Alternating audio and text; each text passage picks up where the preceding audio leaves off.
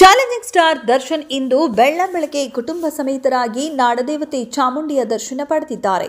ಪತ್ನಿ ವಿಜಯಲಕ್ಷ್ಮಿ ಅವರೊಟ್ಟಿಗೆ ಚಾಮುಂಡಿ ಬೆಟ್ಟಕ್ಕೆ ಆಗಮಿಸಿದ ದೇವಿಗೆ ವಿಶೇಷ ಪೂಜೆ ಸಲ್ಲಿಸಿದ್ದಾರೆ. ಪ್ರತಿ ಬಾರಿ ಆಷಾಢದ ಶುಕ್ರವಾರದಂದು ದರ್ಶನ್ ಚಾಮುಂಡಿ ತಾಯಿಗೆ ನಮಿಸುವ ಪದ್ಧತಿ ರೂಢಿಸಿಕೊಂಡು ಬಂದಿದ್ದಾರೆ. ಅದರಂತೆ ಇಂದು ದೇವಿ ದರ್ಶನ ಪಡೆದು ಪುನೀತರಾಗಿದ್ದಾರೆ. ದರ್ಶನ್ ಚಾಮುಂಡಿ ಬೆಟ್ಟಕ್ಕೆ ಆಗಮಿಸುತ್ತಿದ್ದ ಅಭಿಮಾನಿಗಳು ಡಿ ಬಾಸ್ ಎಂದು ಘೋಷಣೆ ಕೂಡ ಕೂಗಿದ್ದಾರೆ.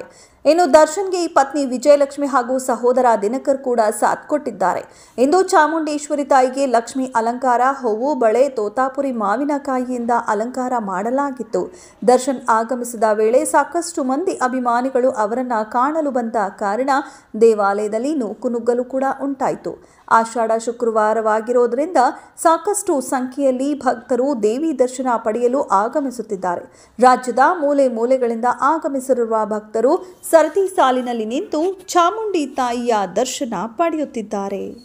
ಇದೆಷ್ಟು ಈ ಹೊತ್ತಿನ ಸುದ್ದಿ. ಮತ್ತಷ್ಟು ಸುದ್ದಿಗಳಿಗಾಗಿ ನೋಡ್ತಾ ಇರಿ ಸಿರಿ ಟಿವಿ.